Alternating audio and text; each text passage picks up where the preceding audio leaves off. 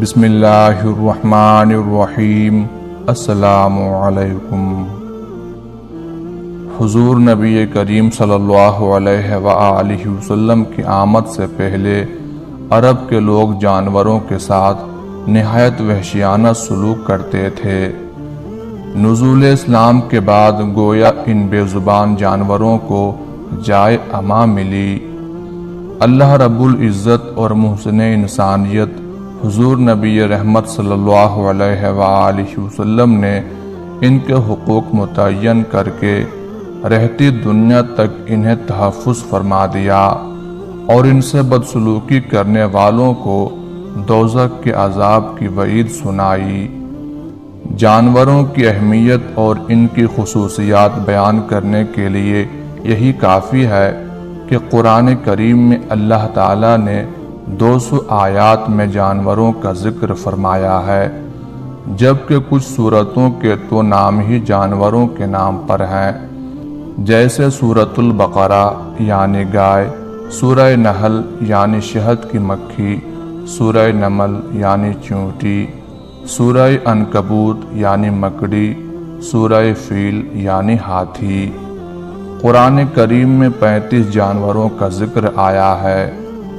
حضور نبی کریم صلی اللہ علیہ وآلہ وسلم نے بعض جانوروں کی مخصوص صفات اور منفرد خوبیوں کی وجہ سے ان کے ساتھ بہتر سلوک کا حکم فرمایا۔ گھوڑے کے متعلق فرمایا، گھوڑے کے ساتھ قیامت کے دن تک خیر وابستہ ہے۔ مرغ کے بارے میں فرمایا، مرغ کو گالی نہ دو کیونکہ وہ نماز کے لیے اٹھاتا ہے۔ جانوروں کا سب سے پہلا حق یہ ہے کہ ان کے چارے، دانے، غذا اور پانی کا خیال رکھیں۔ انسان کچھ جانور اور پرندے شوق کی خاطر پالتا ہے تو کچھ دودھ، گوشت وغیرہ کے لیے اور کچھ آمد و رفت کے لیے۔ ہر جانور کو ویسا ہی چارہ یا دانہ دیا جائے جیسا وہ کھاتا ہے۔ جانور کو بھوکا رکھنے کا مطلب اللہ کے غضب کو دعوت دینا ہے۔ حضرت عبداللہ بن جعفر رضی اللہ تعالی عنہ روایت کرتے ہیں کہ رسول اللہ صلی اللہ علیہ وآلہ وسلم ایک انصاری کے باغ میں تشریف لے گئے جہاں ایک اونٹ بندھا ہوا تھا۔ اونٹ نے جب حضور صلی اللہ علیہ وآلہ وسلم کو دیکھا تو اس نے بلبلا کر غمناک آواز نکالی اور اس کی آنکھوں سے آنسو بہنے لگے۔ آپ صلی اللہ علیہ وآلہ وسلم اس کے پاس تشریف لے گئے اور شفقت سے اس کی دونوں کن پٹیوں اور کوہان پر ہاتھ پھیرا۔ پھر آپ صلی اللہ علیہ وآلہ وسلم نے دریافت کیا کہ یہ اونٹ کس کا ہے؟ ایک انصاری آگے آیا اور بولا، یا رسول اللہ صلی اللہ علیہ وآلہ وسلم، یہ میرا ہے۔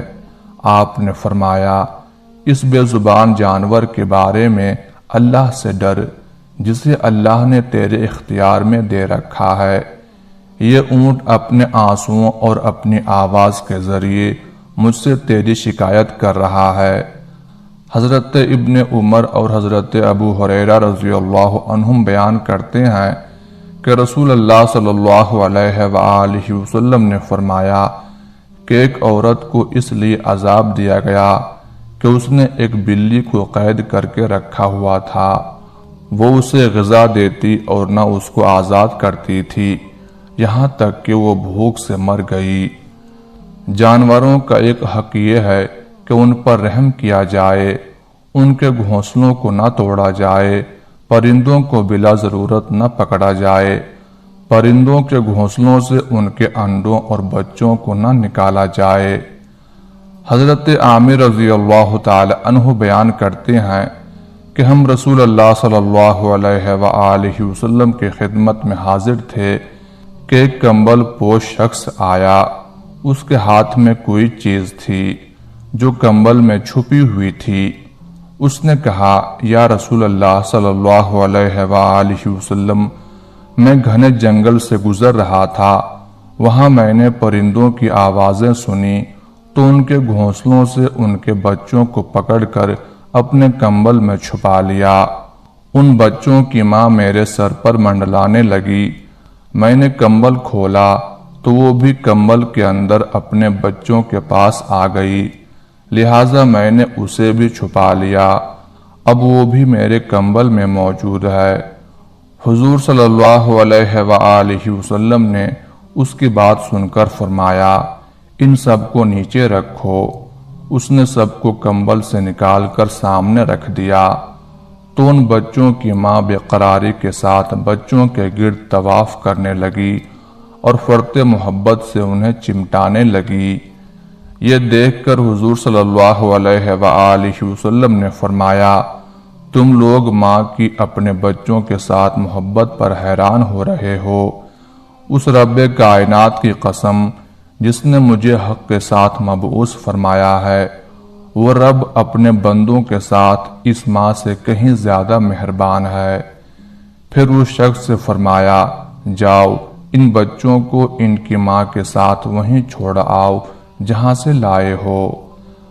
حضرت عبداللہ بن مسعود رضی اللہ تعالی عنہ بیان فرماتے ہیں کہ ایک سفر کے دوران رسول اللہ صلی اللہ علیہ وآلہ وسلم نے ایک جگہ مختصر قیام فرمایا۔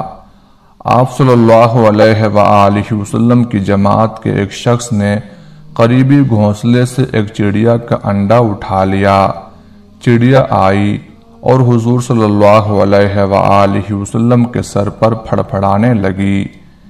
آپ صلی اللہ علیہ وآلہ وسلم نے فرمایا، تم میں سے کس نے اس کے انڈوں کے بارے میں اسے دکھ پہنچایا ہے؟ ایک شخص نے عرض کیا، یا رسول اللہ صلی اللہ علیہ وآلہ وسلم، میں نے اس کے انڈے کو اٹھا لیا ہے۔ آپ صلی اللہ علیہ وآلہ وسلم نے فرمایا، اس پر رحم کرتے ہوئے اس کے انڈے کو واپس رکھ دو۔ جانوروں کا ایک حق یہ بھی ہے کہ انہیں اذیت نہ دی جائے۔ جانوروں کو مارنا، ان کے جسم کو داغنا، جسم کے مختلف حصوں پر چیرے لگانا اور چھوٹے معصوم پرندوں پر نشانہ بازی کرنا اذیت کے زمرے میں آتا ہے، جو نہایت ناپسندیدہ فعل ہے۔ حضرت ابن عمر رضی اللہ تعالی عنہ بیان کرتے ہیں کہ رسول اللہ صلی اللہ علیہ وآلہ وسلم نے اس شخص پر لعنت فرمائی جو کسی ذی روح کو نشانہ بنائے۔ حضرت ابن عباس رضی اللہ تعالی عنہ سے روایت ہے کہ رسول اکرم صلی اللہ علیہ وآلہ وسلم کے پاس سے ایک گدھا گزرا جس کے منہ پر داغا گیا تھا۔ آپ صلی اللہ علیہ وآلہ وسلم نے یہ دیکھ کر فرمایا، اس شخص پر لعنت ہو جس نے اس کو داغا ہے۔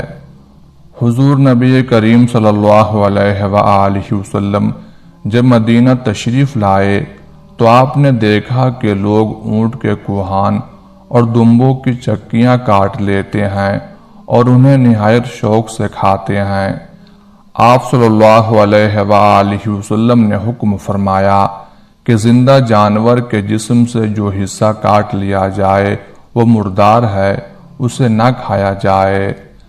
حضرت ابو ہریرہ رضی اللہ تعالی عنہ سے روایت ہے کہ نبی کریم صلی اللہ علیہ وآلہ وسلم نے فرمایا کہ ایک بدکار عورت کی بخشش صرف اس وجہ سے کی گئی کہ ایک مرتبہ اس کا گزر ایک ایسے کنویں پر ہوا جس کے قریب ایک کتا کھڑا پیاس کی شدت سے ہانپ رہا تھا اور قریب المرگ تھا۔ اس وقت کنویں سے پانی نکالنے کے لیے کچھ موجود نہ تھا۔ عورت نے جب یہ دیکھا تو جلدی سے اپنا چرمی موزہ اتار کر اسے اپنی اوڑھنی کے پلو سے باندھا اور کنویں سے پانی نکال کر اس کتے کو پلایا۔ اس عورت کا یہ فعل بارگاہ الہی میں مقبول ہوا اور اس کی بخشش کر دی گئی۔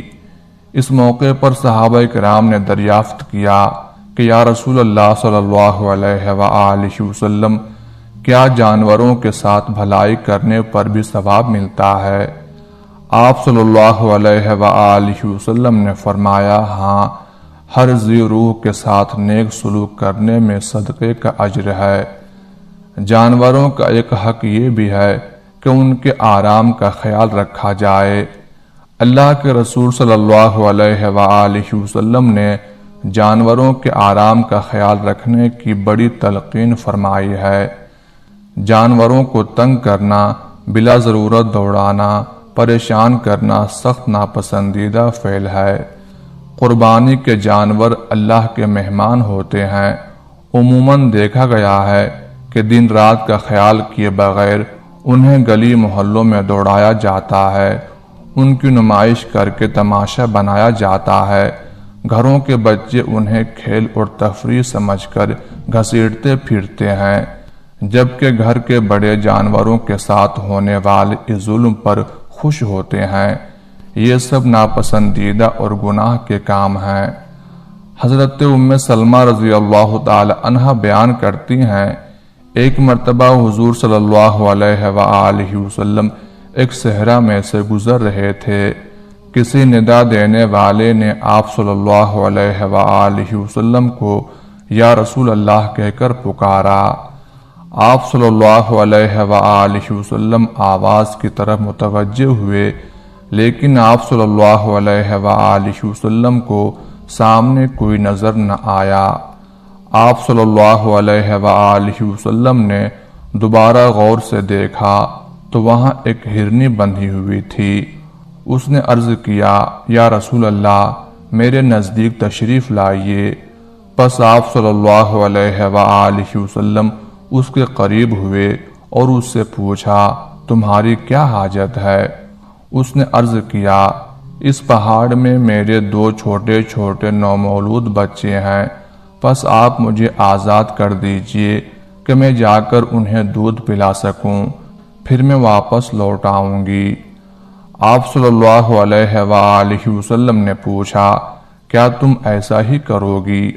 اس نے عرض کیا، اگر میں ایسا نہ کروں تو اللہ تعالیٰ مجھے سخت عذاب دے۔ پس آپ صلی اللہ علیہ وآلہ وسلم نے اسے آزاد کر دیا۔ وہ گئی، اس نے اپنے بچوں کو دودھ پلایا اور پھر واپس لوٹ آئی۔ آپ صلی اللہ علیہ وآلہ وسلم نے اسے دوبارہ باندھ دیا۔ اتنے میں وہ اعرابی جس نے اس ہرنی کو باندھ رکھا تھا، پانی کا مشکیزہ اٹھائے بارگاہ رسالت میں حاضر ہوا اور اس نے عرض کیا، یا رسول اللہ، میں آپ کی کوئی خدمت کر سکتا ہوں؟ آپ صلی اللہ علیہ وآلہ وسلم نے فرمایا، ہاں، اس ہرنی کو آزاد کر دو۔ پس اس اعرابی نے اسے فوراً آزاد کر دیا۔ وہ وہاں سے دوڑتی ہوئی نکلی اور وہ یہ کہتی جا رہی تھی، میں گواہی دیتی ہوں کہ اللہ کے سوا کوئی عبادت کے لائق نہیں، اور آپ صلی اللہ علیہ وآلہ وسلم اللہ تعالیٰ کے رسول ہیں۔